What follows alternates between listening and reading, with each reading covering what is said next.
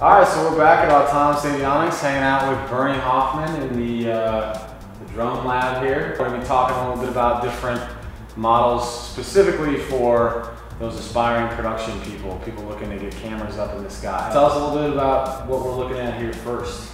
This is a DJI Phantom. DJI has done a really good job of making this a consumer level product. There's not a lot of work you have to do. It comes with everything you need. It comes with a radio controller, the battery, the charger, and the aircraft itself. They were actually kind enough to include extra props. They thought of everything on this kit. Pretty easy to fly.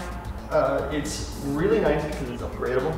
We can add additional parts to it. We can, like I said about the props, we can go to an upgraded motor for heavier lift, or since we're in Denver, when we're flying at higher altitude, the air's a little thinner, it's good to have a little more motor. The props, we can go with carbon fiber props, a little thinner, a little lighter. They tend to work a little better also. We can add video telemetry. We can add an on-screen display, or OSD, where you can actually see some flight data as it's flying around on the video monitor.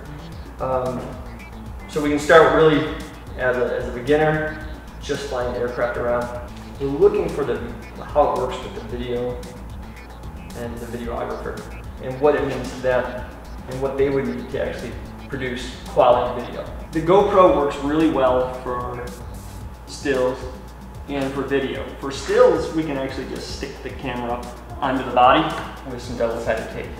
Since you're flying around, we're not worried about image stabilization or camera stabilization. When you get into video, however, we want to have the camera level. If you don't have it level, it really looks bad. You can edit some of that out, but if it's fixed to the aircraft itself, it's really difficult. As we're flying, the aircraft has to respond to the wind. You know, we're spinning it, we're moving it into different locations, and in order to do that, the aircraft has to tilt.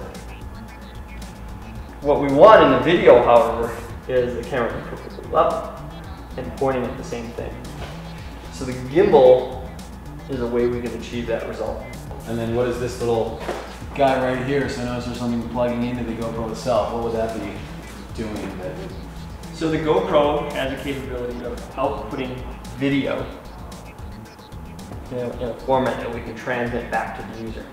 So I can look at a screen and Yep. fly or use video goggles, anything I want. Exactly. Which I don't know about video goggles. I don't either. It's my preference.